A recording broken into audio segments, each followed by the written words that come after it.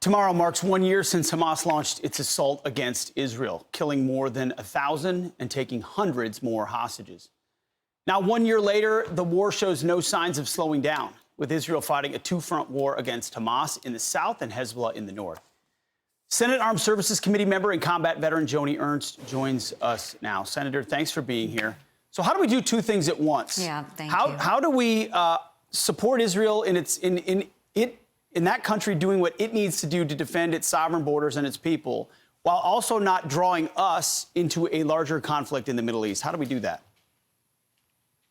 Well, Pete, thank you so much. And this is extremely important because I'm sitting here in Red Oak, Iowa. It's a beautiful day in the middle of harvest, peace and serenity, and yet Israel is, half a world away, being torn apart. What can we do? We can continue to support Israel. They have the drive and desire to go after Hezbollah, to make sure that Hamas is decimated. They want to push back on Iran. And I think, again, it's extremely important that we continue to provide them the means to push back against these nefarious entities that exist throughout the Middle East that are backed by Iran. Stability is important.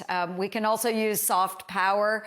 We know that during Trump's administration, the Abraham Accords provided that peace and stability in the Middle East. We can return to that once again, but we have to have American leadership that is willing to be involved, to broker peace deals, and that's exactly what President Trump did. He will do again as our next president.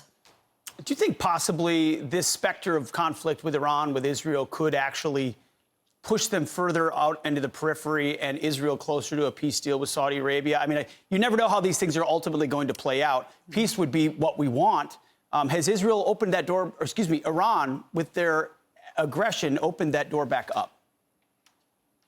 Yes, Pete, and this is something that Saudi Arabia and Israel have been working on for a number of years, what we call the normalization between Saudi Arabia and Israel. And I was just recently in the Middle East, my fourth trip since last October 7th, and spoke directly to MBS. And he did state that it wasn't a matter of if this deal happens, but when it happens. Now, the Kingdom of Saudi Arabia, of course, wants to see peace. They want to see a solution in Israel, but they are determined to normalize those relations with Israel, because once they do that, there will be greater security in that region.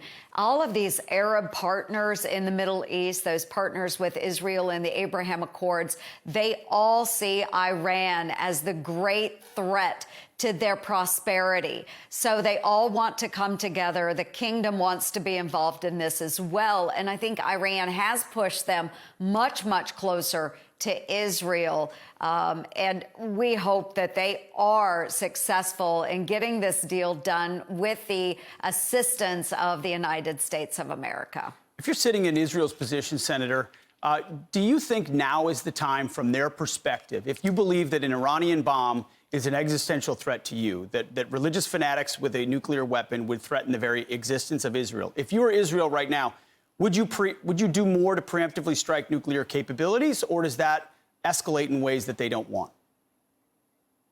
If I were sitting in a position of power in Israel, yes, it is something that I most certainly would consider. I do think it's important that Israel maintain its right to existence. I just promoted a resolution, introduced it in the United States Senate with the support of all of my Republican colleagues, saying that Israel has the right to exist. Iran is a threat to their right to exist. The door has been thrown wide open by Iran with their backing of Hezbollah, Hamas, the Islamic Palestinian Jihad.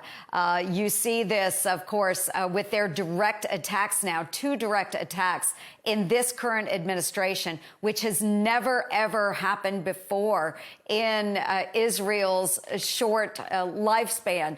So we know that they need to be able to push back. Iran has given them plenty of opportunity now to do that. So whether it's striking their oil fields or most certainly going after their nuclear infrastructure, I believe they have every right to do that. And I do believe the United States should enable them however we can, in what means we can, so that Israel will forever remain a nation in safety and security. Senator, real quick, I just want to bring it back home a little bit, too, but with a connection to the region. We, at the top of this hour, showed 2 tweets that Kamala Harris put out yesterday. One with $157 million for Lebanon and $100 for a highway in North Carolina. How do you react to the frustration people have seeing all that money going overseas, but not enough to our folks here at home?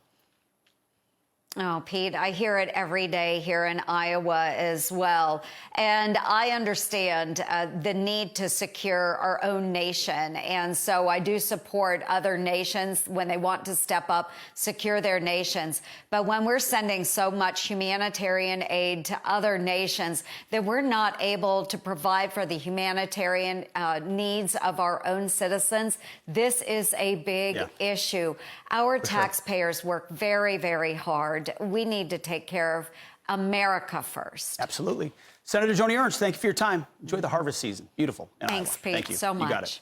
Hey, Sean Hannity here. Hey, click here to subscribe to Fox News YouTube page and catch our hottest interviews and most compelling analysis. You will not get it anywhere else.